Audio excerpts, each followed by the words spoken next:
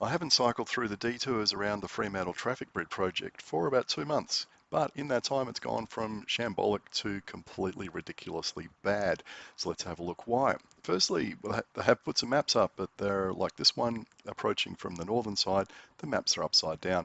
They could probably go and talk to some real estate agents about how to do clear and effective signage because clearly the people doing the signage for this project don't know how to do it.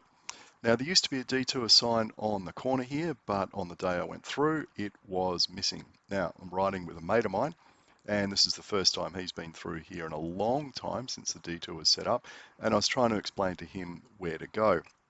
And we got off on the wrong foot as soon as we came out of there due to the lack of signage.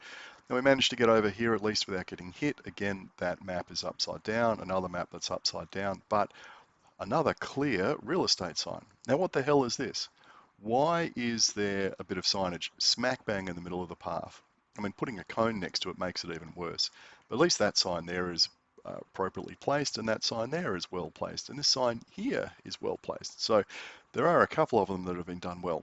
This path has been cleared of debris, which is good, and some of the overhanging tree branches have been cut back, which is nice.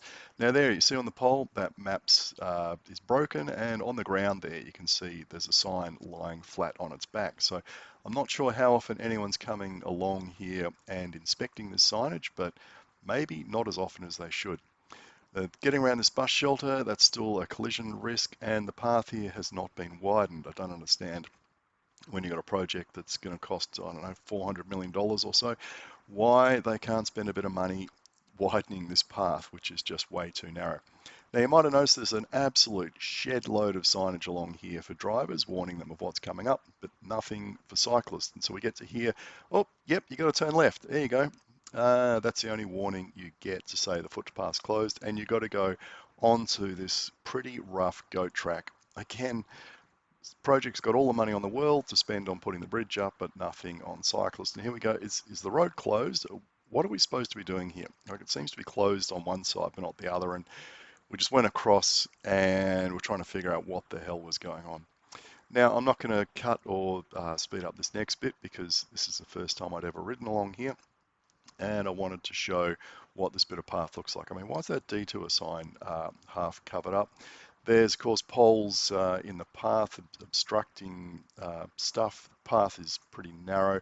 And yeah, this branch hanging down here, it needs to be trimmed. It's right at face height, so you actually have to ride around it. And then you've got all this, well, what's that, wood chips over that section of the path. The whole flipping lot needs to be cut back with a brush trimmer. Now we get to these lights. Are we crossing here? I mean, there's a detour sign there, but there was no pedestrian button and no ramp. So obviously we're not crossing there, but the detour sign seems to think we should. So do we go down here to this other pole and press the button here to cross? And you can see there is some signage here, but none of it's facing in the right direction to tell you where you need to cross.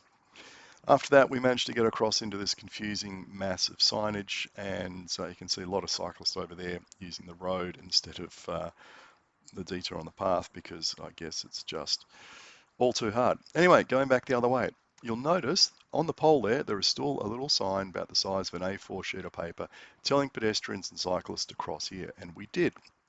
Except when we get past the bus shelter, what do we find? Oh, the path is completely closed. Well, at least that map is the right way up for people coming in this direction.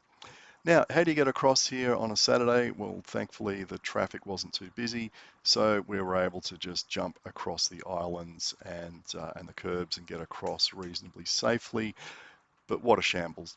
What an absolute shambles. We shouldn't have been going down that side of the path at all. And I mean, I guess they've still got it open so people can get to the bus shelter, but really coming from that direction, the signage isn't clear enough to prevent that sort of chaotic mess from happening. So we'll go back across here, back onto this rough old goat track. I don't know why they can't at least put down a concrete path there like they did at the Causeway bridge replacement. I mean, this project's going to be going on for some time. Anyway, oh look, that detour map's been put back up on the fence. When I was here a couple of months ago, it was essentially down at ground level.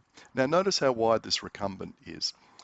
How's someone supposed to get past coming the other way? And watch how they have to maneuver around this bus shelter and the pole here. The path really needs to be redirected around the back of the bus shelter. Detour sign pointing to the left, that's nice, except we're going straight ahead to the Stirling Road Bridge. So why is there no signage pointing us in this direction?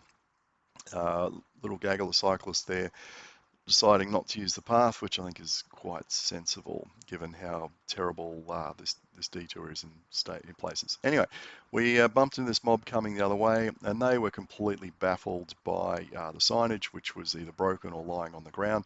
And they were yelling out, no, no, go right down here. No, go straight ahead. And they were as messed up as we were. So why are we back on the road coming around here when there's a perfectly good path there on our left? Well, I thought you would know that from coming in the other direction, because there is a dirty great big sign there right smack bang in the middle of the path. I went, who put that there? Just completely not thinking at all clearly, and creating risks rather than remediating them. Now, just the last little bit coming around here, heading back towards Perth. I'm pretty sure last time I came across here, there was a sign pointing us to the left as we came across the footpath, but that seems to be gone as well. So, I really got to ask the question, what's happened to the signage plan, people? Because clearly the route has changed, but I haven't seen any updates to any of the maps. The same old maps are there from before the route changed.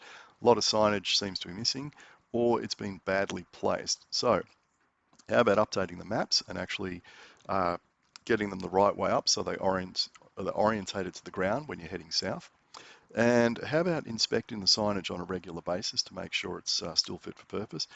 And how about jumping on a bicycle and not walking the route so you can see what it's like when you're zipping along at cyclist speed?